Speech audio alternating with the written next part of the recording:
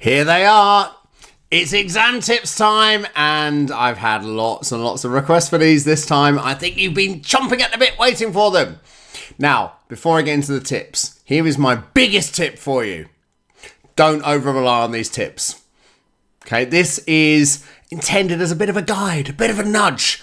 Make sure you cover these areas. This is not me saying this is the only thing you should cover, because I don't know what's coming up. I have a gut feel. My students tell me what came up in the previous sittings, and I use my gut feel and what the students tell me to make my little predictions. But I don't know what's coming up. I usually get it fairly close. Last time, question 1, I nailed it. Question 2 and question 3, some of it I got right and some of it I very much didn't.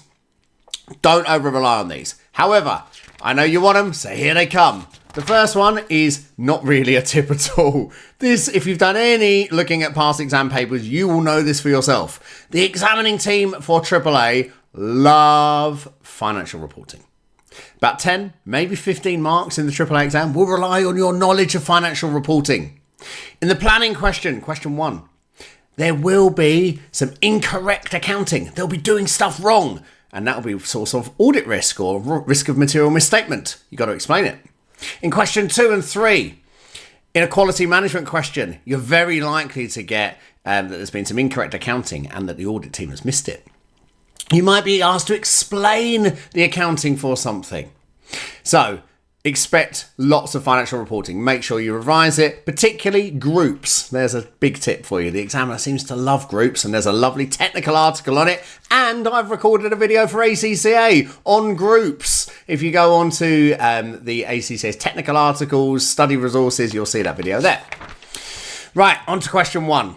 Now, last time there weren't any business risks. There were no business risks in June 25. Does that mean they're definitely coming up in September? My gut tells me yes. So I think you're definitely going to get business risks. The examiner loves this new type of risk of material misstatement question where they tell you the ROM and then ask you to explain why it's significant. Okay, they seem to really like that, so I'd expect to see that again. And they normally combine that with procedures, particularly a procedure around something really precise. The examiner hates the idea that you can rote learn audit procedures and just write them and just score marks. They hate that. So what they do is they ask you about a really precise assertion, the accuracy of this, the existence of that, the valuation of this goodwill. And they ask you for procedures to verify that particular assertion about the matter that they're asking you about. And that means it's really hard to rote learn for. In fact, you can't rote learn for it. You have to generate tests that are specific, that you have come up with, that you've generated based on the facts in the scenario and the specific assertion they're telling you about. That's hard. That requires auditing skills. It's like the examiner wants to test that you can really think like an auditor, rather than can you memorize a textbook. They're testing your skills, not your ability to memorize. So if you feel like in your procedures you are just writing stuff you've pre-learned, it's not going to score. To make sure it does score, when I ask you about a specific assertion, finish off your procedure by explaining how it gives evidence over that valuation or accuracy or existence or whatever it is. Last of all, we've not seen this for a while. The examiner really likes it. It's a more stretching question, I think, than just asking you about ethics. So the last part of question 1, I think, is going to ask you about the audit implications, which is wider than just ethics. Yes, you can talk about ethics, but to score marks, you have to explain the impact on the audit. So a common thing in this sort of question is there'll be something that impacts management integrity. There's something that tells us you can't trust management. And if you write about that, you might score a little bit of credit, but unless you say why it's a problem for the audit, like we can't rely on management representations, therefore we'd need alternative evidence, then you don't score for it. So you have to say how this affects how we're going to do the audit. Right, that's question 1.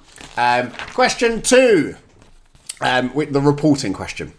Now, I think this is, again, me not really taking a risk. Quality management is coming up in every exam sitting. In June, it came up multiple times. So whatever variant of the exam you got some quality management. The classic quality management question, and I think the one that's most likely, is that sort of matters and evidence. type question. So matters that you should have been considering and the evidence that should be on file around a certain situation, or comment on the planning and performance of the audit. So how well has it been done? Clue, it will have been done really badly. And your job is to explain why it's been done badly and the impact, the significance of this poor quality auditing.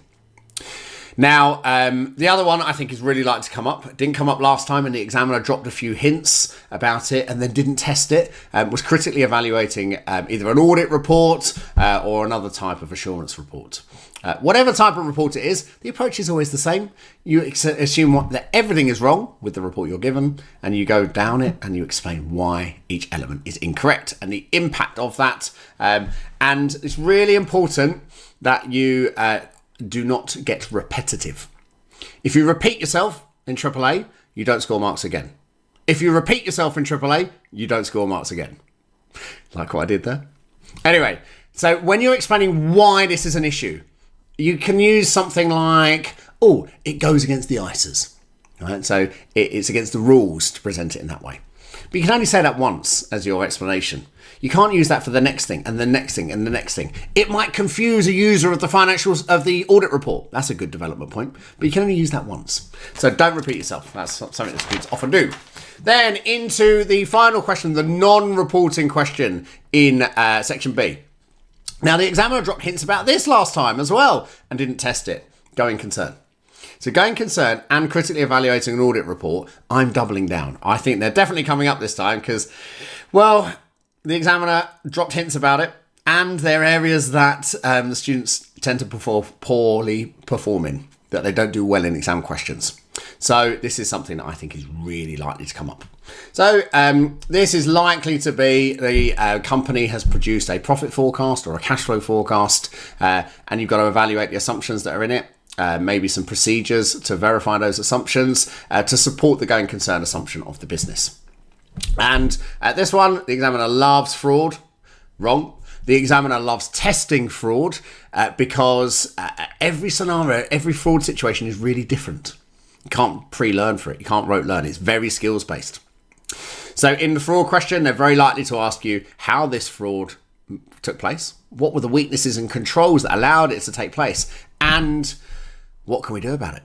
How can we improve these controls so that the fraud won't happen again? How can you quantify the full extent of the fraud? Some procedures. That's another thing they often do with the fraud question. So it's a really nice question because it allows the examiner to test a variety of different things. We quite often see one of these questions combined with an acceptance question as well. So be ready for that. So hopefully you've found these tips useful. Don't over-rely on them, but allow it to guide where you focus your attention over the last few days of exam prep. The very best advice I can give you about which questions to do is do not question spot too much. Just work through the recent past exams.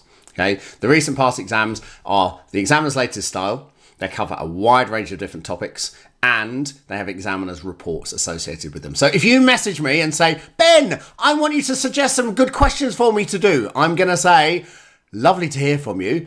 But what you should do is just work through the recent past exams, because that will give you a variety of question practice so you are ready for anything.